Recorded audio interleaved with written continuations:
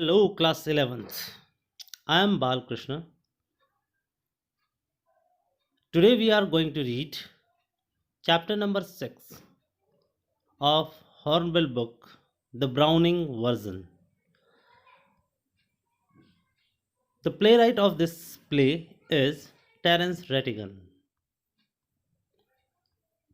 So here we start the reading. This is an excerpt from The Browning Version.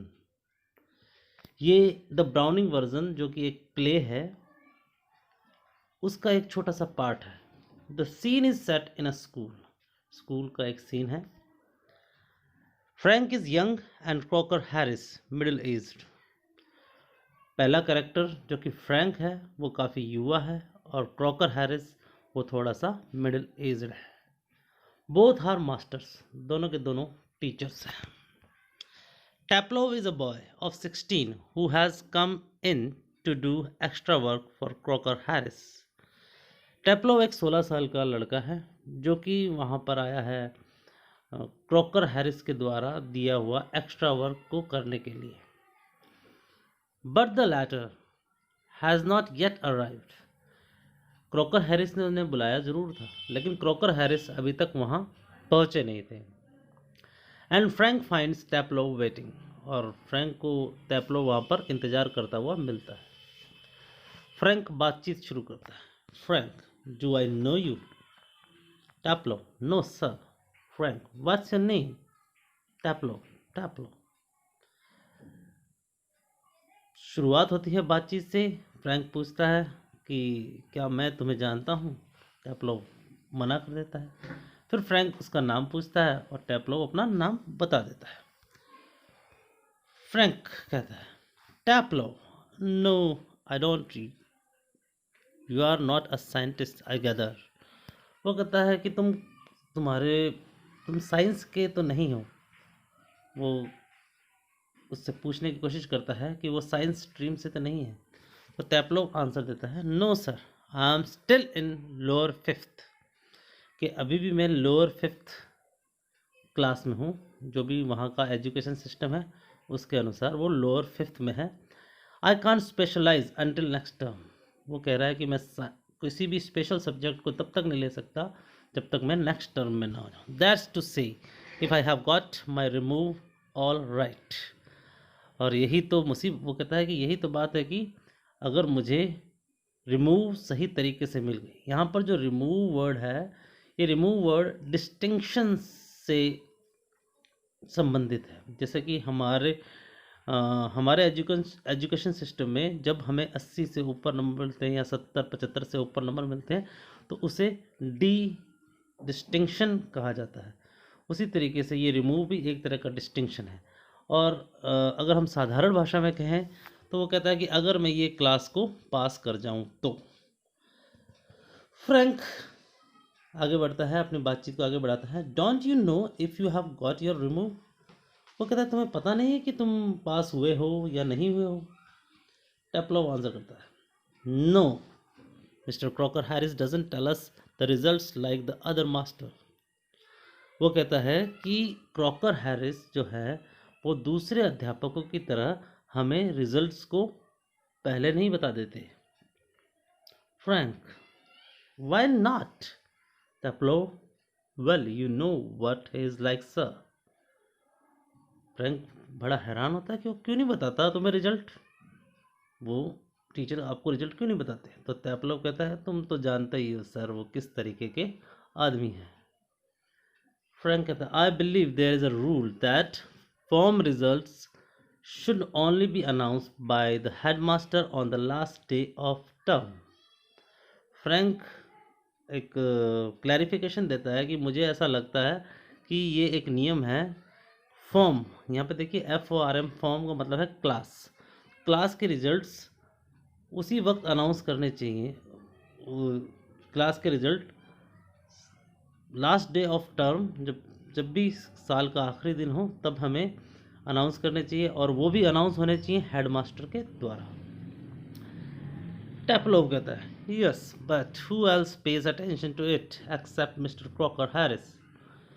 टेप्लोव अपनी बात को आगे बढ़ाता है। वो कहता है कि लेकिन इस नियम को कोई भी अध्यापक उस पर ध्यान नहीं देता, सिर्फ मिस्टर क्रॉकर हैरिस हैं जो इस नियम को मानते हैं, बाकी सभी अध्यापक इस नियम को नहीं मानते। Frank, I don't, I admit. Frank भी इस बात को स्वीकार करता कि हाँ मैं भी इस नियम को नहीं मानता, और वो आई एडमिट यानी वो स्वीकार करता है अपनी इस बात को। But that's not criteria. वो कहता है कि ये अच्छे टीचर और बुरे टीचर के बीच में डिफरेंस बताने का क्राइटेरिया नहीं है। यानी अगर कोई टीचर आपको क्राइटेरिया, मतलब कि ये कोई क्राइटेरिया नहीं है कि एक अच्छे टीचर को जज करने का कि वो रिजल्ट कब अनाउंस करता है। So you have got to wait until tomorrow to know your fate, have you. तो फ्रैंक अपनी बात को यहाँ पर थोड़ा सा और आगे बढ़ाता है। वो कहता है उसका मतलब ये है कि तुम्हें कल तक अपने भाग्य का इंतज़ार करना पड़ेगा, कल तक आपको इंतज़ार। टैप्लो आंसर करता है affirmative, yes sir. Frank, supposing the answer is favourable, what then. वो कहता है कि चलो ठीक है, अगर आपको रिमूव मिल जाता है, अगर आप पास हो जाते हैं, यानी आंसर इज़ फेवरेबल, अगर मिस्टर क्रॉक हैरिस ने आपको आगे बढ़ा दिया तो क्या करोगे, आगे कौन सा सब्जेक्ट लोगे। टैप्लो कहता ओ साइंस सर, ऑफ कोर्स। वो कहता साइंस ही लूँगा और क्या। फ्रैंक थोड़ा सा सैड हो जाता है और बोलता है yes, we get all the slackers.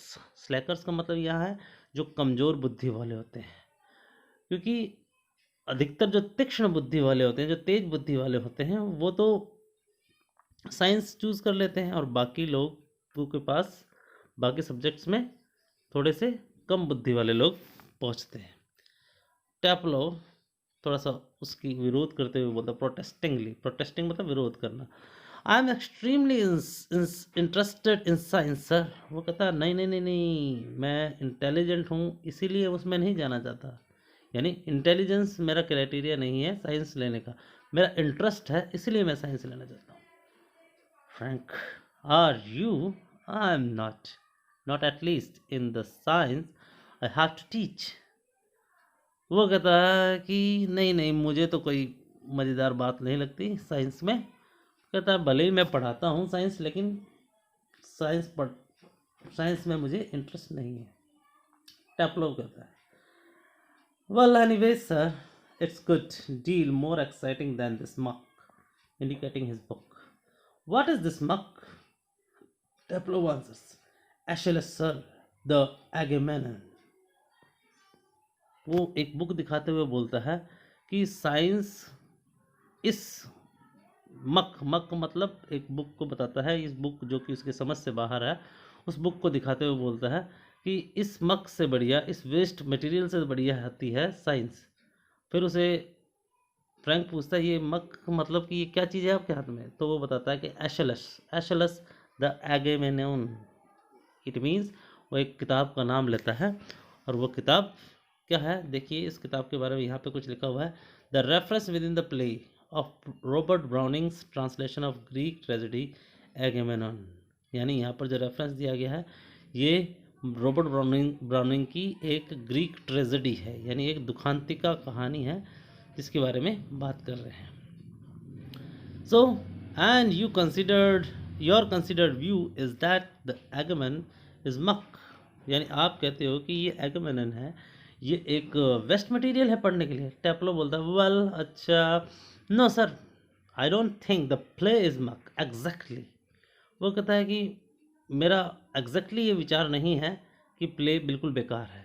I suppose in a way it's rather a good plot, really a wife murdering her husband and all that. कि मुझे लगता है ऐसा कि वो वास्तव में एक बहुत अच्छा प्लॉट है वास्तव में ही, और उसमें एक दिखाते हैं कि एक वाइफ अपने हस्बैंड का मर्डर कर देती है। I only meant the way it's taught to us. वो कहता है जिस तरीके से हमें पढ़ाया जाता है वो थोड़ा सा मुझे मक लगता है, वो थोड़ा सा मुझे इस नोवेल को क्या बना देता है, मक बना देता है। Just a lot of Greek words स्ट्रंग together, बहुत सारे ग्रीक वर्ड्स स्ट्रंग टुगेदर इसके अंदर यूज हुए हैं and 50 lines if you get them wrong. 50 lines if you get them wrong, इसका मतलब यह है कि जब भी आप उसमें कोई स्पेलिंग मिस्टेक करते हैं उसका आंसर करते हुए, तो आंसर शीट पे टीचर्स क्या लगा देते हैं, बहुत सारे लाइन्स लगा देते हैं। 50 लाइन यानी बहुत सारी लाइन्स लगाकर आपकी आंसर शीट को ख़राब कर देते हैं। फ्रैंक उसकी जो लिटरेचर के प्रति जो भी भाव था उसको देखकर कहता है, you sound a little bitter Taplow. वो कहता है कि तुम तो बहुत ज़्यादा कड़वाहट से भरे हो इसके बारे में, यानी आप तो बिल्कुल ही अके हुए हो, आप तो मतलब कि आप तो इससे फेडअप हो गए हो। टैपलो बोलता, आई एम रादर सर। हाँ हाँ बिल्कुल कैप्टन, लगे रहो। एह, टैपलो कहता, नो सर, एक्स्ट्रा वर्क, ये तो सिर्फ एक्स्ट्रा वर्क है, कोई मुझे पढ़ने का कोई शौक नहीं है। फ्रैंक बोलता, extra work on the last day of school, कि स्कूल के आखिरी दिन भी आप एक्स्ट्रा वर्क कर रहे हैं। वो सरप्राइज होता है।